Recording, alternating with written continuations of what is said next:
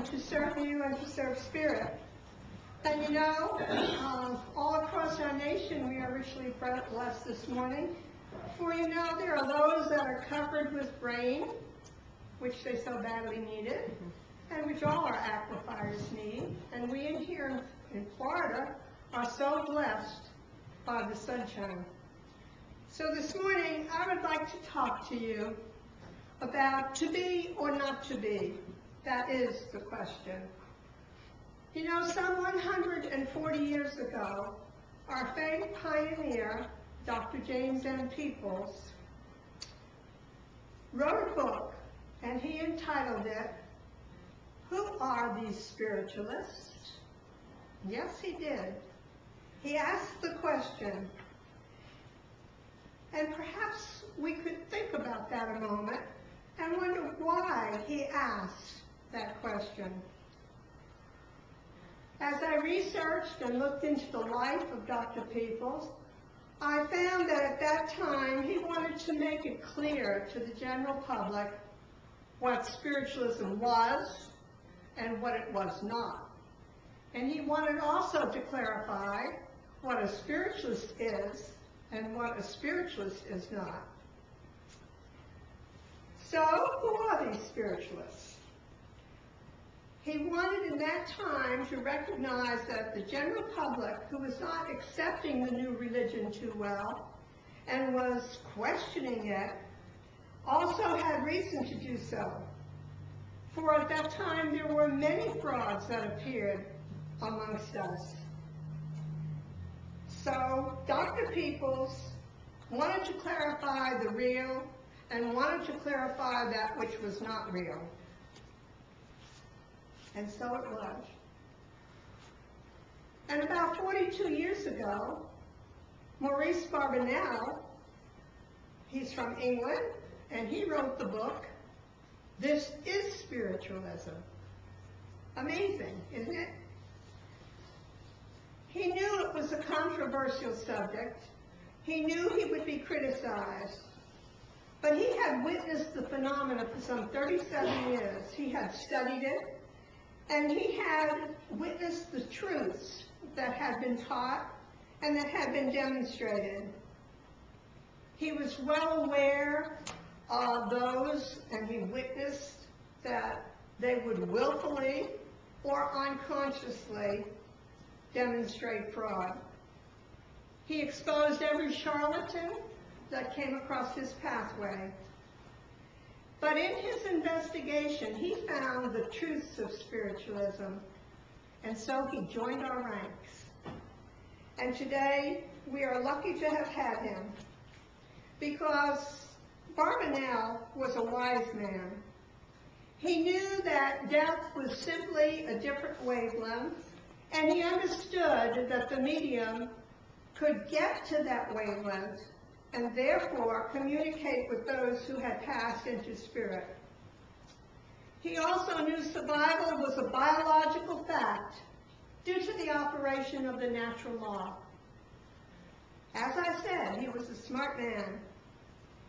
He said also that mediumship has a great factor that operates behind it, and it's the immutable law of attraction, that law which we teach today.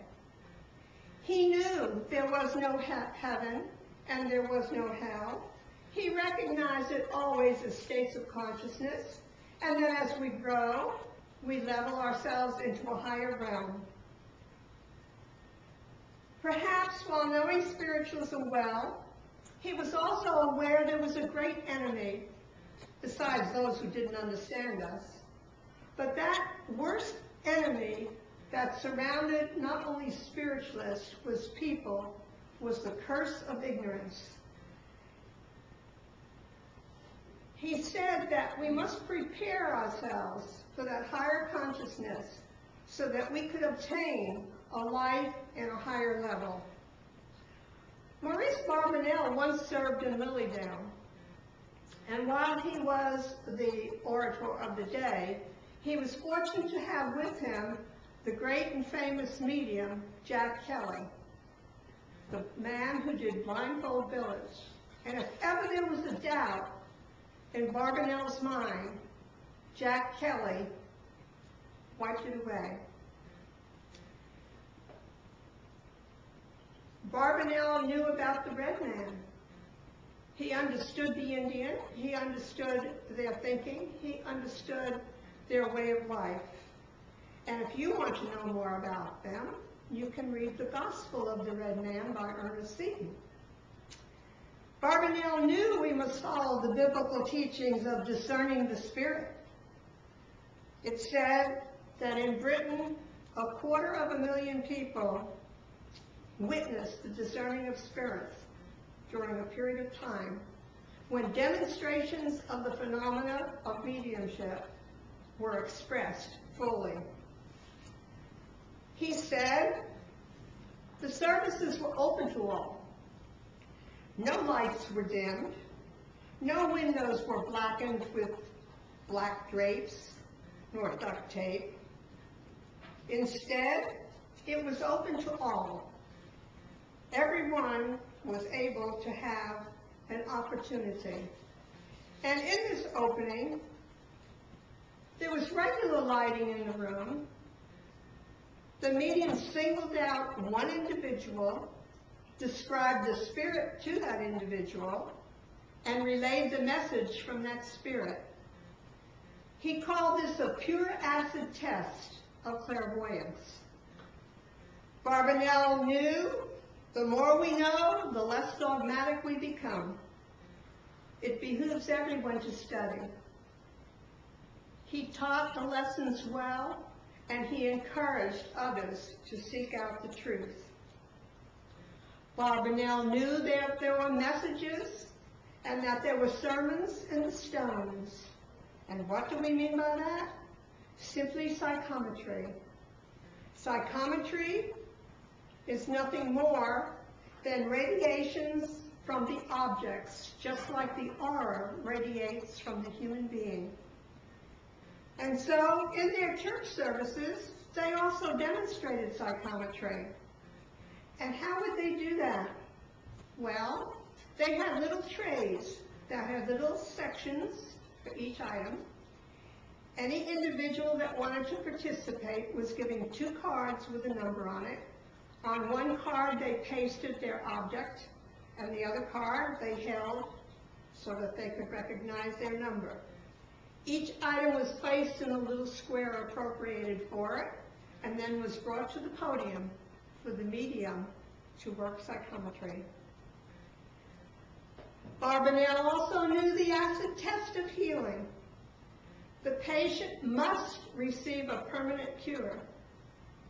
That was the test.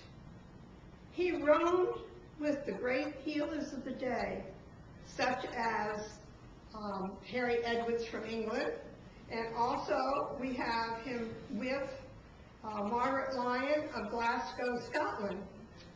And you know, she was of a different ilk, we could say.